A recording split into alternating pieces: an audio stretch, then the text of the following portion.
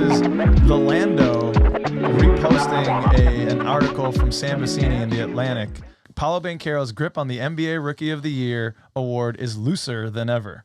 And the Lando points out, justifyingly so, what? You mean to tell me Paolo has been better than any rookie in his class all year, 70 games into the season, and you think a rookie who has been nearly as good but not as good the last 20 games may surpass Paolo for Rookie of the Year, huh? What are we doing here? Paolo on the season 26-3, Jalen on the season 13-4-3, Paolo the last 20 games 19-7-6, Jalen the last 20 games 17-15-5-4.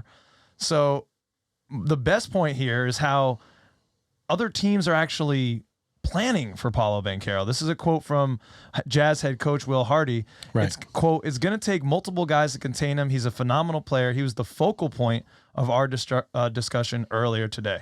So his point is Paolo Banchero is consistently dealing with double teams and being the focal point of other teams' Other defenses. teams are just trying to figure out which Jalen Williams is which Jalen Williams still. So, like, that's part of why he's getting away with this, but it won't last forever.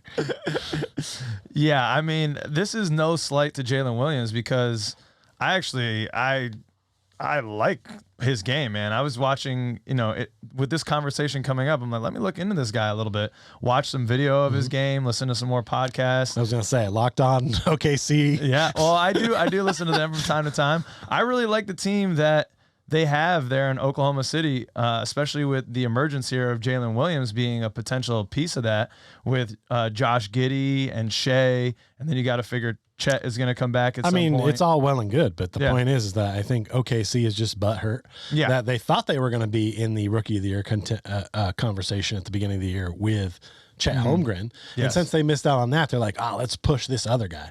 Because, look, I mean, I know he's missed some games down the stretch here, but Benedict Mathurin should be number 2. Right. So I get this kid's had a little decent stretch of games, but Paulo on a bad day still finds a way to get 19 or 20 points, which is still more than what he's getting. Yeah. So, let's not overreact to a small stretch of games and reward the man for when he had a terrible month in which he made 1 3-pointer. He still won the Rookie of the Month in the Eastern Conference. But regardless, it's about a body of work, and overall, they're just trying to get something stirred up here. This is somebody who just wants to try to make this a story, or at least they're probably trying to get Jalen Williams some pub because he's probably not getting a ton. No, which is why, the first time I heard about this, I'm like, what? I thought it was a joke, and then I was like, oh, is he actually doing well? How is this? No, so it kind of worked to bump him up a little.